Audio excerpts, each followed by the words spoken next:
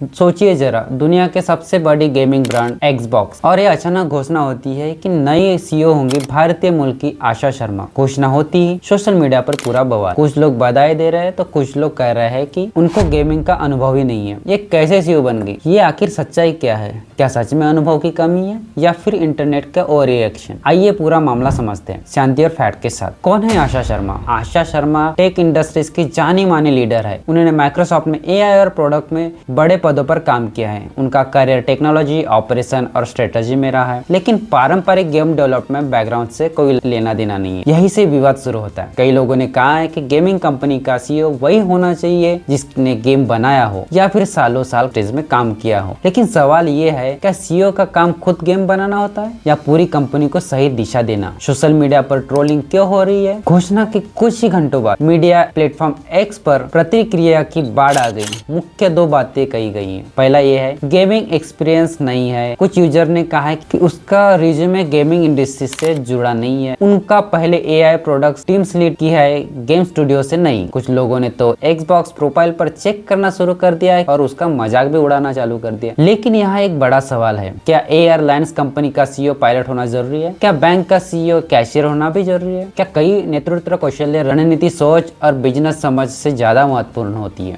दूसरा बड़ा सवाल, भारतीय मूल को लेकर विवाद। दूसरा और ज्यादा गंभीर मुद्दा था उनका भारतीय पहचान को लेकर लोगों को गलत और नस्लीय टिप्पणी। कुछ पोस्ट में नेपोटिज्म भी जैसे शब्द इस्तेमाल किए हैं। हालांकि ऐसा कोई प्रमाण तो सामने नहीं आया जो आज साबित करे कि नियुक्त में पक्षपात हुआ है। ये हिस्सा ज्यादा इंटरनेट ट्रोल कल्चर और राजनीतिक का बहस से जुड़ा नजर आ रहा है, न कि वह वास्तविक अनुभव के साथ। क्या सिर्फ आलोचना ही हुई है? नहीं, कई लोगों ने उसका समर्थन भी किया है। कुछ गेमिंग विश्लेषण ने कहा है कि आज गेमिंग इंडस्ट्री सिर्फ गेम बनाने तक सीमित नहीं है, अब उसमें क्लाउड, एआई, सब्सक्रिप्शन मॉडल और डिजिटल इकोसिस्टम भी शामिल है। और ऐसे समय में टेक और एआई बैकग्राउंड वाला नेता कंपनी में एक नया दौर ले आ सकता है। अनुभव की परिभाषा क्या है? अगर अनुभव मतलब सिर्फ गेम डिजाइन करना है तो हाँ, इसका बैकग्राउंड अलग है। लेकिन अगर अनुभव का मतलब बड़े प्रोडक्ट लॉन्च करना, हजारों कर्मचारी का लीड करना, टेक्नोलॉजी ट्रेंड समझना, बिजनेस ग्रोथ करना, तो फिर उसके पास मजबूत अनुभव है। सीईओ का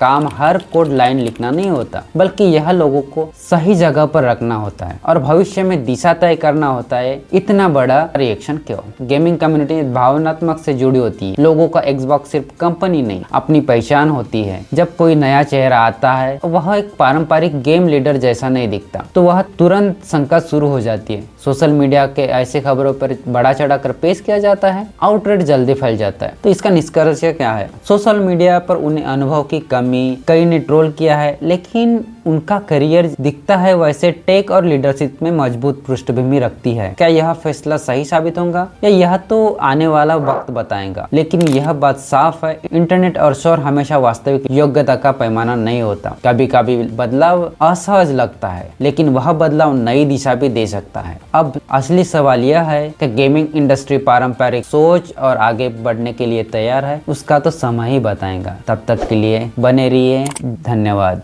जय हिंद।